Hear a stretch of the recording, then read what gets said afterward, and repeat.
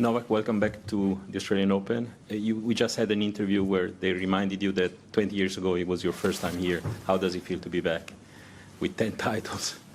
Yeah, it's a 20-year anniversary, I guess, this year, and it's a nice number of years that I've been coming to Australia, the place where I had the greatest Grand Slam success. Back in 2005, it was the first time I qualified for any Grand Slam and played Marat Safin on the center court. And it was a pretty quick match for me. He later on won the tournament, but it was a very unique experience that allowed me to dream big and keep on believing that I can one day win a slam. And 3 years later, I won my first slam on the same court. So just lovely memories. I always try to relive those moments, and it's a pleasure to be back. Danish media here. In a couple of weeks, you're going to Denmark, to Copenhagen with the Davis Cup team to play Holger Rune and the other Danish player. It's obviously a very big deal in Denmark. We don't have any ATP tournaments, and you are coming, one of the world's biggest stars. How much do you look forward to going to Copenhagen and to play that Davis Cup tie against Denmark? Well, I hope I'll be there. I mean, the plan is now I'm in the team, but because it's only a few days after Australian Open finals, we have to see how I play here, how I feel. Hopefully I can be available to our captain. And play, and Holger and I get along very well, off the court. We played against each other quite a few times in different tournaments, and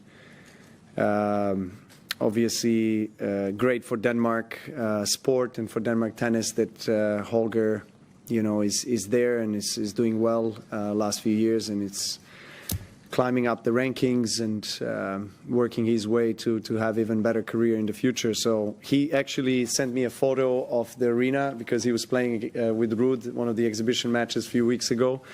So once the draw came out, he was actually there training in the arena. So he sent me a photo and said, "We're waiting for you here in end of February or end of January, beginning of March." So yeah, that would be amazing, if we get a chance to face each other there. Theodora here from The First Serve. The new coaching partnership between Andy Murray and yourself took the tennis world by storm. What do you expect or see such an accomplished player and former rival bring to your game as a coach? Well, it's a pleasure and honor to have Andy as a coach. I was thinking about the names that I would like to have next to me for this season. And I wanted to have somebody that, won multiple slams, and the list is not that long. Somebody that really understands, what it means to win a slam, what it means to, face the adversity, the pressure, the expectations. And Andy just finished his playing career 6 months ago. So it was somewhat of a surprise for him when I called him. But I think his tennis IQ is very high. We all know that. He has done an incredible job, particularly after he got the surgery and his artificial hip, and winning tournaments after that, playing on challenger level.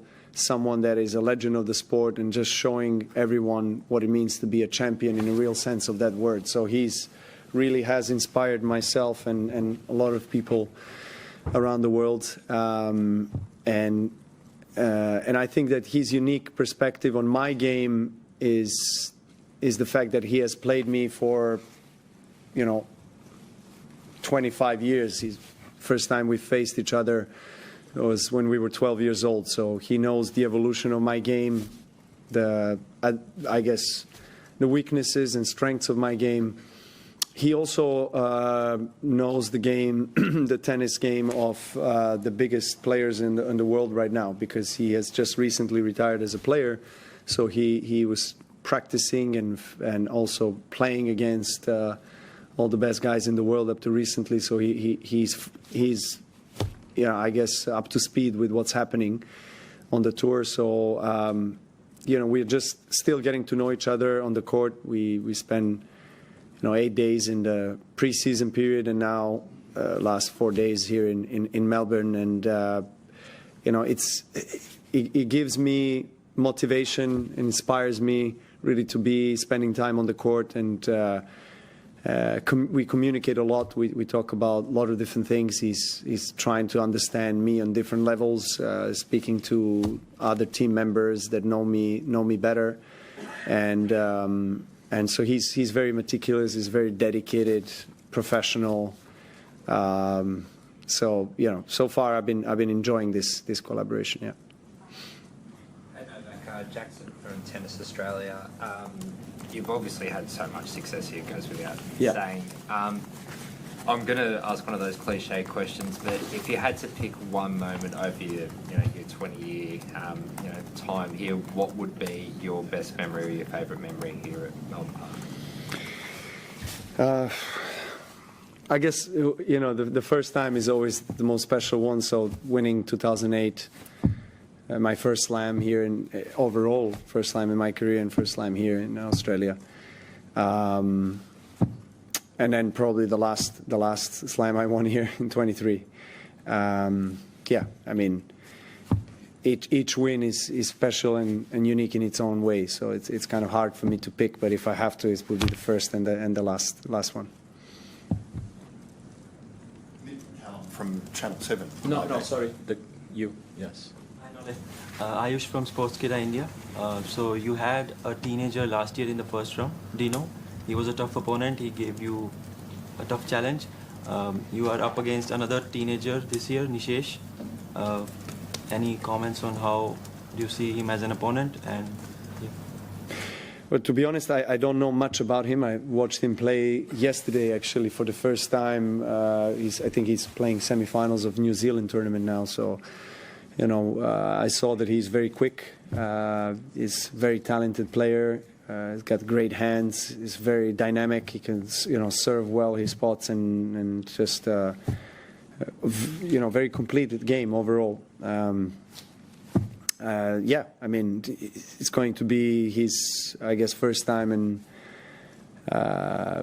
main draw of the Grand Slam, wild card, playing on the center court. So, not much to lose. I'm sure that he is going to be really pumped to make a statement, and I have to obviously approach that match very seriously, like any other, and do my best to get a win, and also in the process enjoy the nice moment of sharing the court with him.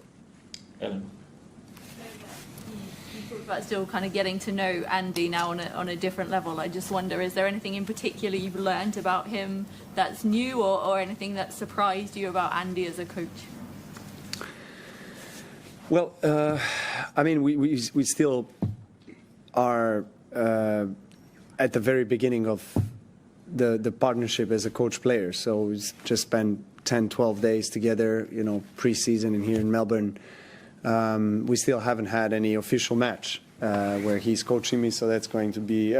last night when I played Sasha, it was interesting to see him in the coaching corner. Obviously, it was an exhibition, so not the same, but still there was that little bit of an introduction to that, to what's expecting us on Monday, to that feeling. So, and I actually, as a side note, I think it's great that Australian Open introduced the coaching box on the court, on the same level in the corner. I think it's great.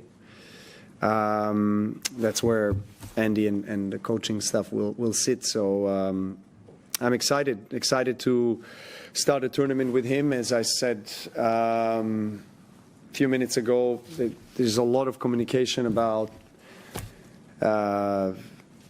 every shot in the game, my game, tactics, mental approach, communication on the court during matches, practice sessions. He's, daily spending quite a bit of time with other team members and trying to get synchronized with them. So far it has been only positive experience for me, to be honest. I'm very pleasantly surprised with his dedication and professionalism, you know, considering he's never had the experience of working as a tennis coach. But, you know, it comes natural to him. You know, his IQ generally, you know, and tennis IQ is very high. So he observes and speaks when, you know, when is most important. I think he understands the moment when he needs to say something and what to say and what to ask, and so far it has been great, really. So as I say, we've been trying to I guess blend in a best and most effective way, and so obviously doing it on the court in front of, you know, hundreds, if not thousands, of people who are watching practice sessions as well is a good way for us to, I guess, prepare for the matches, and him to see how I react in some practice matches, and, you know. So yeah, look forward. Let's see what will happen. But, you know, I must say that at the beginning it was a bit of a strange feeling to be able to share, you know, the insights with him, not just about the game, but about how I feel about life in general, not in a negative way, and just in a way that I have never done that with him, because he was always one of my greatest rivals.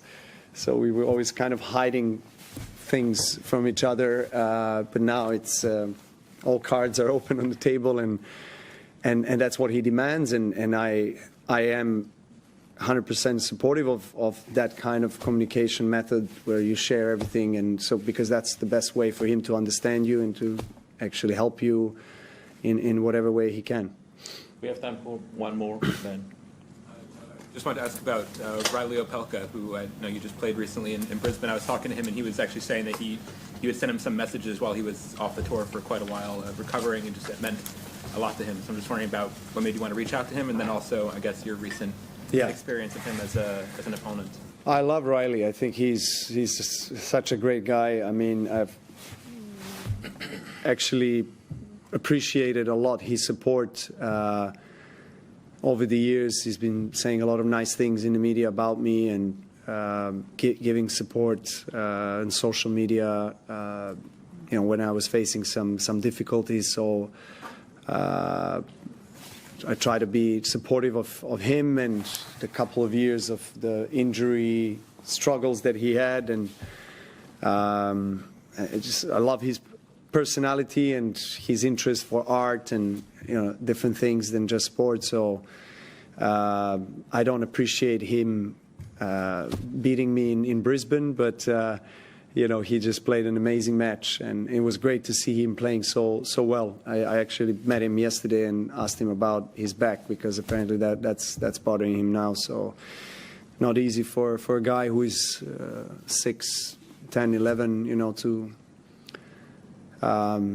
play every single day. I guess that's a lot of I guess physical burden for him. So hopefully he can stay healthy and fit, because we all know that his serve is lethal, but I was very surprised with his movement and his game from back of the court. I think that's something that really surprised me and my team and everyone. It's just he was able to rally and play, you know, with a lot of depth and not making too many errors. So if he keeps going like that, he's super dangerous, like Isner was in his best days. You know, he can beat anybody on any surface. To be honest, you know, it's so much pressure to play somebody who has such a dominant serve. Thank you very much. Thank you. Just on the poisoning accusations. There's another person coming. Just on the poisoning accusations, is there anything? No problem. 1 second. Yeah. Yes. Do you have any evidence linking your high heavy metal blood levels to the food you were served in hotel detention 3 years ago? Look, the GQ article came out online yesterday, and I think it's a February issue, so it's coming out in print version. I've done that interview many months ago, so I would appreciate not talking more in detail about that, as I would like to focus on the tennis and why I'm here. If you want to see what I've said and get more info on that, you can always revert to the article. Thank you.